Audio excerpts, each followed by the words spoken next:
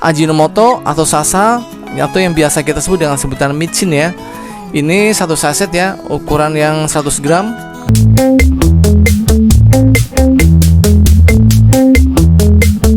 Cara membuat pupuk organik dari susu dan telur. Susu dan telur kok kayak buat minuman kesehatan ya?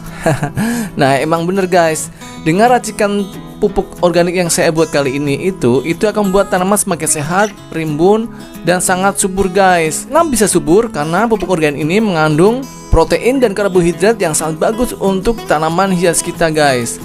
Nah langsung aja ya, bahan-bahan apa aja sih yang saya akan siapkan untuk pembuatan pupuk organik kali ini? Yaitu yang pertama ini ya guys, ini adalah air cucian beras sebanyak 3 liter. Lalu ada telur ayam ya. Kalau tidak ada telur ayam, telur bebek juga bisa. Mana yang paling ada di kulkas teman-teman ya. Lalu ada juga gula merah. Gula merahnya 1 pieces ya. Nah ukuran bulat seperti ini.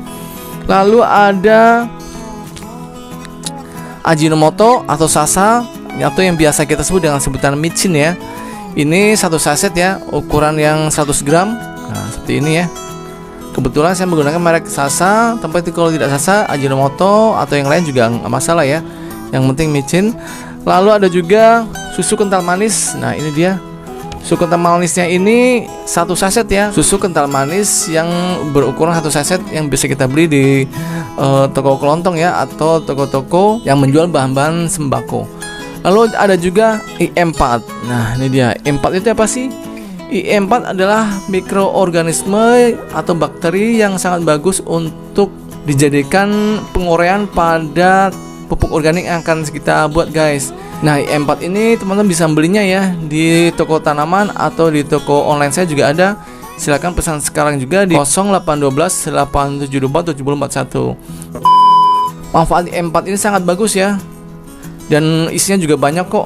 Ini sebanyak 1 liter, bisa dipakai ratusan kali karena penggunaan paling hanya satu botol sampai 2 tutup botol aja untuk sekali pembuatan pupuk organik. Nah sekarang kita langsung untuk teknik pembuatannya ya. Seperti apa? Check it out. A few moments later. Nah hal yang pertama akan kita lakukan adalah ini ya, memecah telur seperti ini. Kita ambil kuningnya saja guys, oke?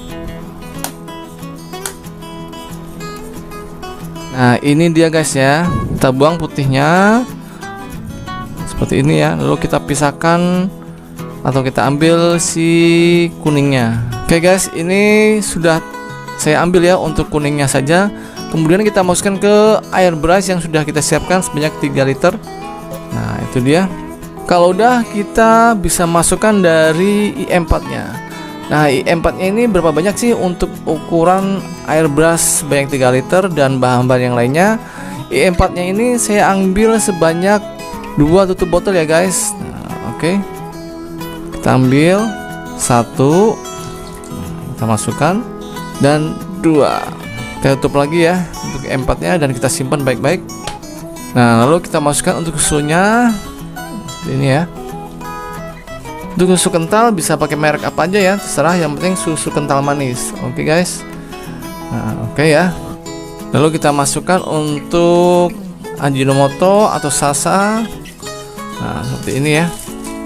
Dan lalu yang terakhir adalah gula merah. Nah untuk khusus untuk gula merah ini kita bisa menghaluskan ya, atau kita tumbuk dengan alat cobek atau yang biasa kita pakai buat bikin sambal ya. Nah ini dia. Yuk kita mulai untuk penghancuran dari si gula merah ini. Oke. Nah oke ya guys, kita langsung untuk menumbuknya. Nah oke ya guys, ini gula merahnya sudah halus ya. Sekarang kita tinggal masukkan ke dalam larutan pupuk organik yang sudah kita campur-campur tadi ya, dengan bahan-bahan yang sudah kita siapkan sebelumnya. Nah manfaat gula merah ini apa sih? Gula merah ini bermanfaat untuk sebagai bahan makanan untuk si bakteri IE4 ya. Ya ini yang sudah kita masukkan tadi ya, nanti agar bakterinya tidak mati dan terus berkembang dengan pemberian si gula merah ini. Oke guys, lanjut ya sampai habis ini gula merahnya kita masukkan.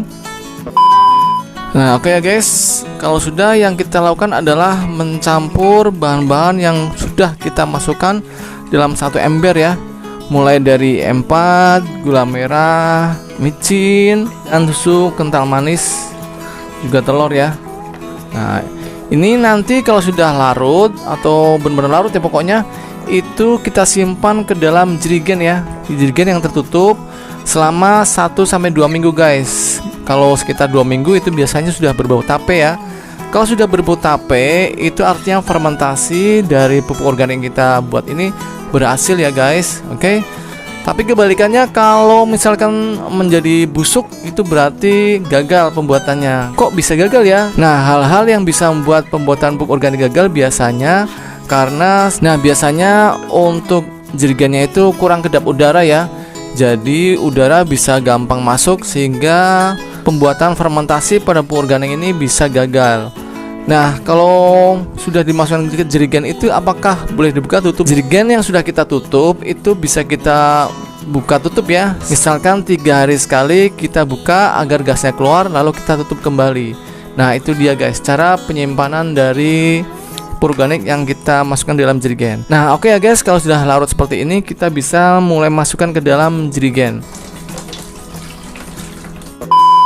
Oke ya guys, ini pupuk organik yang sudah saya aduk tadi ya. Kemudian kita masukkan ke dalam jerigen seperti ini.